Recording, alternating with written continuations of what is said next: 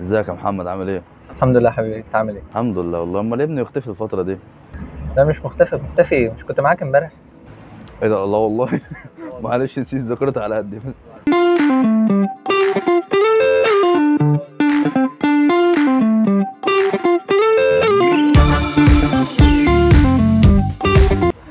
الاول عرف نفسك للناس.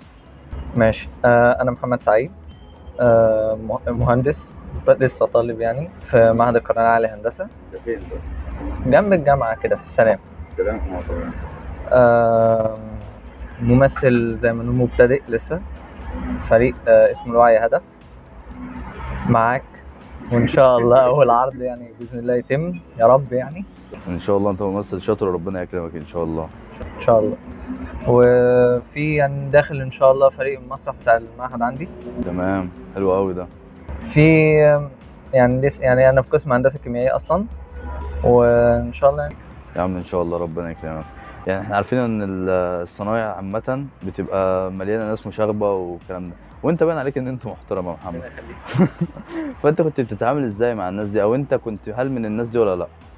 بص، هو كمرحله صناعه 5 سنين هي كان بالنسبه لي زي مرحله انتقاليه. بمعنى يعني عندك كنت من كيجي لغايه اعدادي انا كنت في مدرسه واحده ما خرجتش منها، اللي هي ابو التوفيق اللي هي في باب 9. اللي هي امون شوشة دي ولا ايه؟ لا، باب 9 منشوشه دي قبل. جوه يعني. جوه في باب 9 جنب المينا كده. فمتعود على العيال اللي هي هاي وازيك ومش عارف فرافير قوي بس انا لا، يعني انا كنت بتعامل معاهم بهدوء، ما كنتش بقى. ده لازم كنت اتعامل بهدوء، ان انا كانت والدتي كانت مدرسه، كانت اخصائيه اجتماعيه في المدرسه.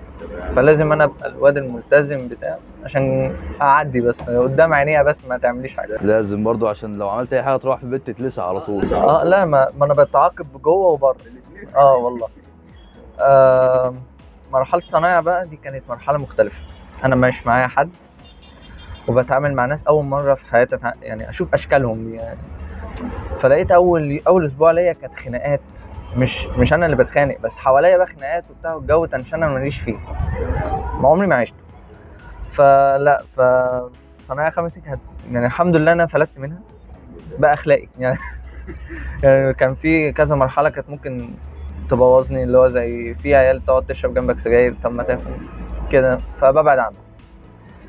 بس يعني اتعرفت على ناس كتير قوي، مدرسين وطلبه اكبر مني وبتاع، يعني اتعودت اتكلم مع حد غريب شويه. واداني شجاعه برضه ان انا لما رحت المعهد ما استغربتش الجو، ان انا عشت قبل كده. قلت انا اللي هيحصل لي في المعهد زي ما حصل لي كده من 5 سنين، فاتعرف على ناس جديده وبتاع. بس اللي هو الاختلاف في المعهد ان انت بقى شفت بنات بقى جديده معاك، فانت بقى تبتدي تتوتر تاني، اللي هو انا ما اتعاملتش مع بنات بقالي 5 سنين، فاروح اتعامل معاهم ازاي؟ الصنايع دي ما كانتش مشتركه صح؟ لا، كان في بنات بس قسمين، وما ينفعش تروح المباني بتاعتهم، بعيد عنهم يعني. من المحرمات انك تروح مبنى البنات بتاع كهرباء وبترول. فروحت اتعاملت يعني، بدات اتعامل كده اول سنه تنشنه وبتاع، واتلخبط في الكلام مع اي بنت عموما. مش شرط يكون في بينك وبينها حاجه، لكن انت بتتكلم معاها في العموم انا بتلخبط. مواد جديده يعني. في صنايع اول مره اتعامل مع ماده اسمها تكنولوجيا. انا كنت قسم سيارات، فالتكنولوجيا دي متقسمه 3: شاسيه ومحركات وكهرباء. ايه دول؟ ما اعرفش. خامات، ايه الماده دي؟ ما اعرفهاش. اجهزه قياس، ايه دي؟ فجديده. رحت المعهد ميكانيكا وفيزياء وكيمياء، حاجه برضو جديده عليك. برضو كل حاجه جديده، بس خدتها واحده واحده لغايه لما في اخر السنه انا جبت حاجه زي جيد جدا او امتياز في الاول. فده احسن حاجه. ايه الحلو اللي انا مريت بيه في فتره صنايع؟ ان انا مثلا اتعرفت على 5 6 مثلا كانوا معايا جدعان لغايه من اول سنه لاخر سنه. صنايع بس ولا مكملين معاك؟ مكملين معايا لغايه دلوقتي. ده انا ممكن اقول لك اسمائهم عادي، انا قاعد. حلو قوي ده. بس انا كان عندي اكتر من كده، بس يعني حصل موقف. ينفع تحكي الموقف ده؟ انا ملوش لازمه، خلاص. ما بعتبروش في حياتي يعني. بالنسبه لي انا بعتبره زي اختبار، وانا الحمد لله فلتت منه او اتعلمت منه، حتى ان انا انا اصحابي عادي. بص، هو عامه يعني اي موقف بيحصل في حياتنا بيبقى ليه تاثير لبناء شخصيتك عامه. ده بعد كده ممكن مثلا لو اتخذلت من حد فانت تعرف تتعامل ازاي مع الناس بحذر، ازاي ما ترميش عشمك مع ناس كتير. فاهم؟ في المواقف دي كلها بتدي الواحد ثقه بس هيك. ما هو ده بقى اللي فضل كان يعني زي ما تقول جالي مش مرض، بس اللي هو جالي هس ان انا اخاف اتعامل مع حد تاني. بس لا يعني فكرت شويه مع نفسي وقعدت كده مع نفسي في الاوضه كده، اللي هي في قعده صفا كده بينك وبين نفسك. لا اتعلمت ان انا لازم انقي الناس كويس كويس، ان انا طلعت بالسته دول يعني، بحمد ربنا عليهم. هم لغايه دلوقتي معايا، بتواصل معاهم، وقابلنا بعض من فتره قريبه يعني بعد وفاه جدتي قابلتهم، والحمد لله. ويا رب تكون انت منهم تكمل معايا زيهم. ايوه يا محمد. طيب دلوقتي بيبقى في مواقف بتحصل الواحد في حياته، ممكن لو انت مش عايز تحكي الموقف ده ممكن تحكي لنا موقف تاني اثر فيك. بص هقول لك على حاجه، المواقف اللي بتحصل يعني في موقف واحد بيحصل مع كل البشر، اللي هو المقارنه. بمعنى؟ عارف انت اللي هو المقارنه بينك وبين ابن خالتك. لا ده عامة في الحياة ده. انا الحمد لله ما عنديش خالات. طب يا لهوي، طب عندك خال؟ ما هو برضه ممكن تقول لك ابن خالك ابن عمك. كلهم اصغر مني، فانا بالنسبه لي انا الكبير. انا ما هو ده فل من ناحيه وحش من ناحيه تانيه. صحابك بقى، مقارنه تبقى بينك وبين صحابك. انت اللي بتقارن نفسك بيهم ولا مثلا والدتك او حد؟ بالظبط، والدتي، جدتي الله يرحمها، حتى ابويا ممكن يقارنك. انا ما بحبش حد يقارني بحد، لكن بتحط في مقارنه، خلاص مش اتحطيت في مقارنه، بس انا بعمل اللي عليا. جبت اقل جبت اعلى ما بهتمش. فلو كل واحد فضل مركز مع اللي حواليه عمره ما هيحط نفسه في خطوه قدام. يعني هي دي على فكره مسببه لي عقده، ان انا ما كنتش بفرح. ما عنديش يعني انا جبت يعني في الصناعه 5 سنين جبت 94 و3. بالنسبه لعيلتي ده مجموع كبير، هم فرحانين، انا لا. فضلت متضايق، مين ما يستحقش جاب اعلى مني وبتاع. برضو بصيت للنقطه دي، ما من كتر ما اتعودت ان انا بتحط في الحته دي، خلاص انا اتعودت ان انا اقارن نفسي بقى فتره، وقلت لا خلاص بقى مش هقارن نفسي بحد.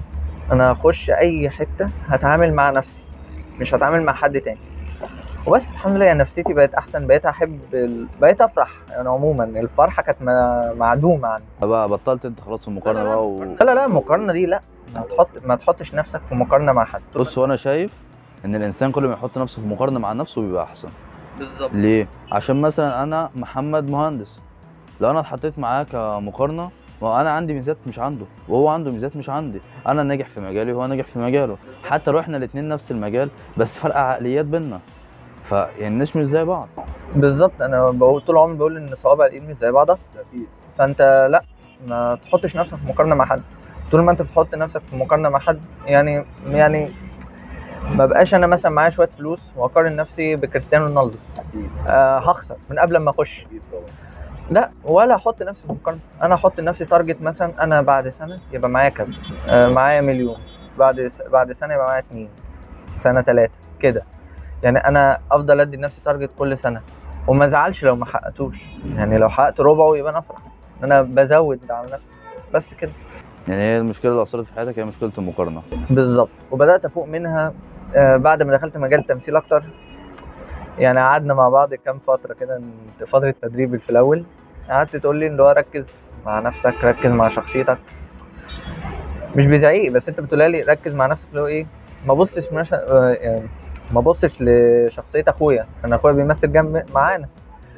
ما بصش لشخصيه حسني، ابص لشخصيتي اللي هي خالد، اعمل فيها ايه، اطورها ازاي. اقعد مثلا، قلت لي دي شخصيه محامي، رحت قعدت مع محامين، ما كنتش باخد اخويا معايا لانه ملوش علاقه. هو كان يزعل، بس اللي هو يا ابني ده دور وانت دور، روح دور على واحد فلاح اقعد معاه اسهل. بس لا يعني فادتني كتير قوي بعد ما بطلت اقارن نفسي بحد، ما بركزش فعلا مع حد. يعني حتى لو انت عارف انت لقطه ان انت لما حد يجي يسالك، مثلا بنت جت سالتك على سؤال في ماده انت عارف اللي لا مش بتلجلج والله، بقول اللي عندي، بس اللي هو انت نظره اللي حواليك بقى، ببص لهم كده الاقي كل واحد قاعد لك عامل لك كده يا هلا ويا نيمس والشغل كده. ما بحبش كده. يعني ساعات وصلت لهم لسان انا ما بحبش حد يبص لي البصه دي، بتضايق. مش بتضايقني اللي هو انا عادي ممكن اتكلم مع ناس، يعني ممكن اتكلم مع واد واتكلم مع بنت في اي ماده، يعني مش شرط يبقى بيني وبينه حاجه، فاهم؟ بس دي بتضايقني. وفي عندك الانواع اللي هو زي فلان اتكلم على فلان، يعني مثلا انا متضايق من داودي، رحت اتكلمت مع مروان بقول له انا متضايق من داودي في كذا وكذا وكذا، ما يجيش مروان على جروب يبعت لي مثلا سكرين وانا بشتكي له من داودي وداودي على الجروب ده. انت كده مش راجل. يعني ده انت كده لا راجل ولا جدع. فاهم؟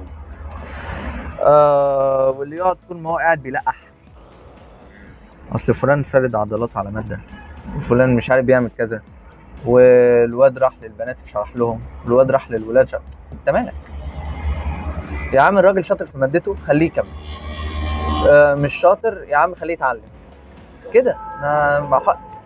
برضو انت عندك فتره الجامعه دي برضو فيها مشاكل، كل واحد حاشر مناخيره في حياه التاني، وكل واحد بيبص على مين بيكلم مين ومين عايز ايه بس. فلا بص، عامة الناس اللي زي كده دي بتبقى ناس غيورة. مش هقول لك غيوره، انا ما عنديش كلمه غيوره، عندي اللي هو ناقص، عنده نقص في حته معينه. هو مثلا مش في حياته، يعني مش في حياته بنت، شاف واد بيكلم بنت طبيعي، لا ده الواد ده بيصاحب دي. بكلم حد فيكم تاني كام. ايوه ماشي كده الكاميرا تمام.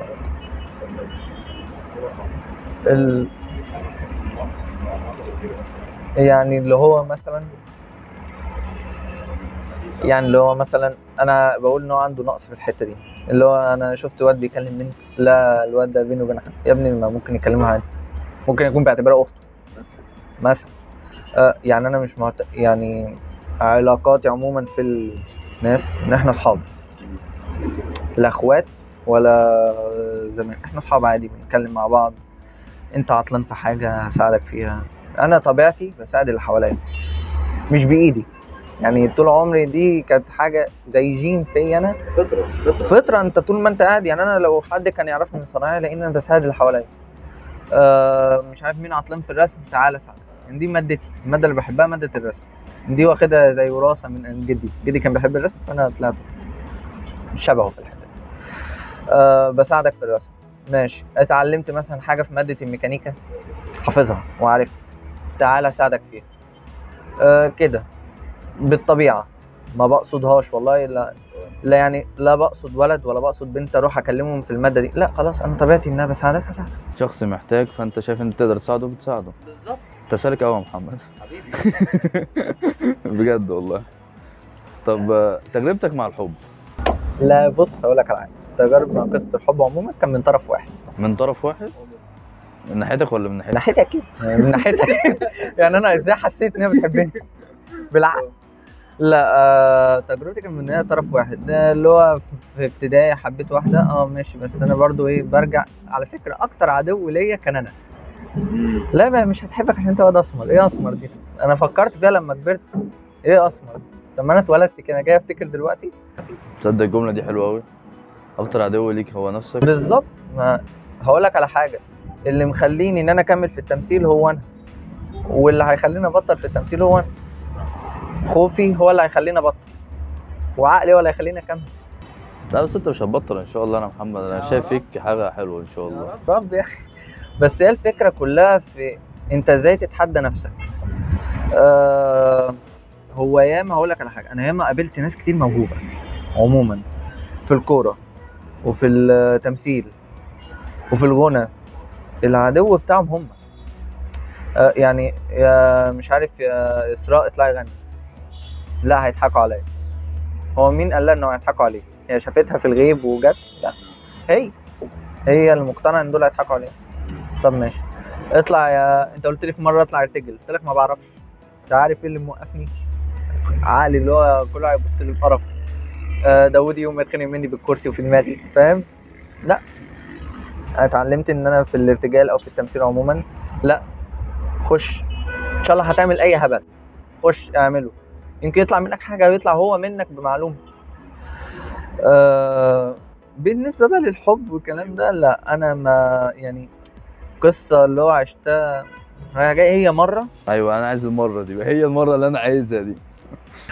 لا اتعاملت مع واحده وفضلت 4 سنين بنتكلم مع بعض وكده، وفي الاخر قالت لي لا احنا زي اخوات.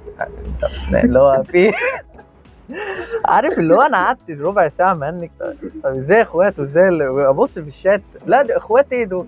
ده لو راضعين على بعض مش هتبقى كده. هم بيبقى في اصحاب اللي هم صحاب قوي دول، فاهم؟ بس هم متفقين ان هم احنا اصحاب، بس احنا في الشات بقى لا، في حاجات تانية خالص. لا احنا في الشات مع بعض لا احنا اخوات اخوات. بعدها بيوم عرفت ان هي قرايه فتحتها على واحد صاحبي قابلناه من فتره. مش هقول لك ان انا ما اكتئبتش، لا انا زعلت وعيطت وقوقت في البيت، بس ما حدش يعرف لغايه دلوقتي ان انت الوحيد اللي تعرف. بس لا نسيت. وبعد كده فضلت اركز في فتره الدراسه. كنت داخل على 5 صنايع. الفتره دي كانت بالنسبه لي كآبه، اللي هو انا عايش. والمعلومه الدرس اللي انا قلت لك عليه في الاول اللي هو بتاع الصحاب ده اتعلمته في سنه 5. موقف حصل في سنه 5 عرفني ان انا مش مثقش في كل اللي حواليا وما اديش سري لحد. صح. وخلاني انقي اصحابي بشكل احسن. بعدين يعني دلوقتي في المعهد او عموما مش هتلاقي اصحاب كتير. هتلاقيني ان انا مثلا على السناب اعرف 5 6. في الفيس مش بتكلم غير مع برضه 5 6. في الواتس برضه مش بتعامل مع كل الدفعه المره، يعني ممكن اتعامل مع الدفعه جوه المدرج.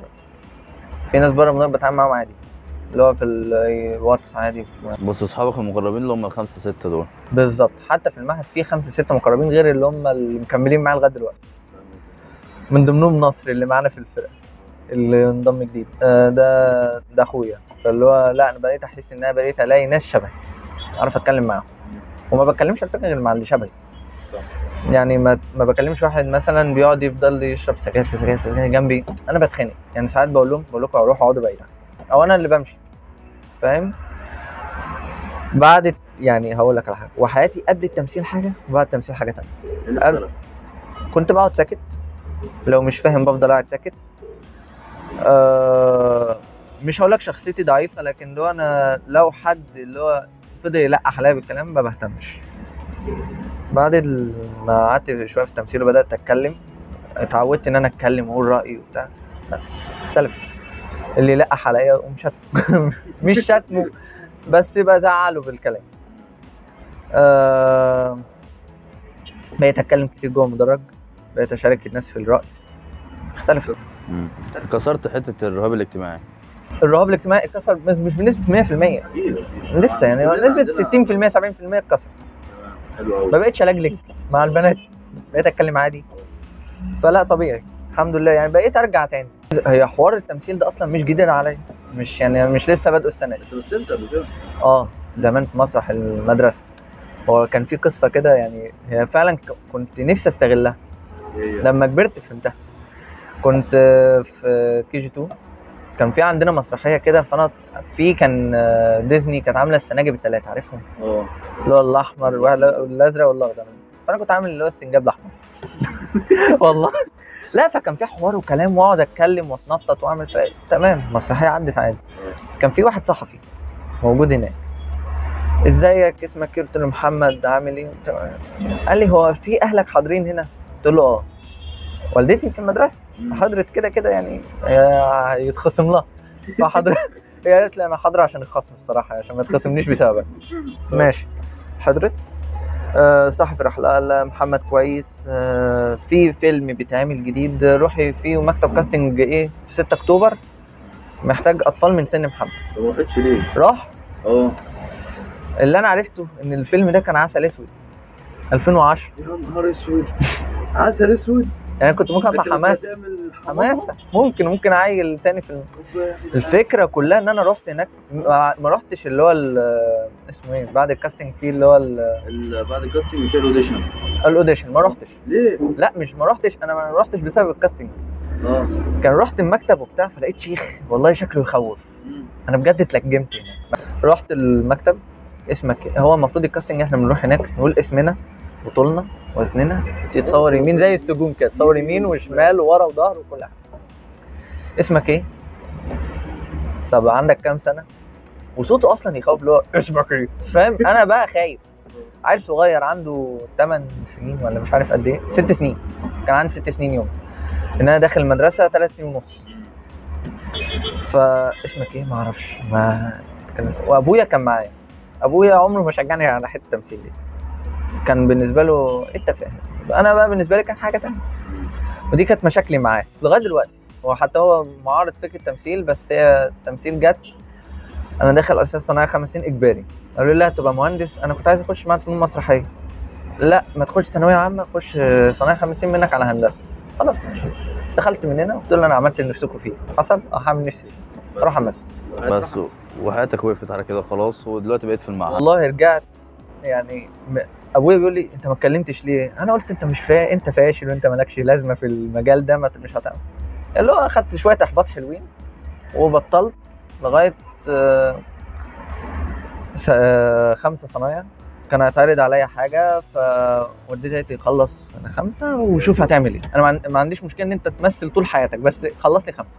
وبعد كده دخلت معانا. دخلت المعهد، قلت اول سنه مش هشتغل اي تمثيل او اي حاجه، هشوف الاول ايه، لو في فريق مسرح في المعهد قشطه، مفيش خلاص ايه هساير اول سنه كده ايه اشوف الدنيا بس في المعهد.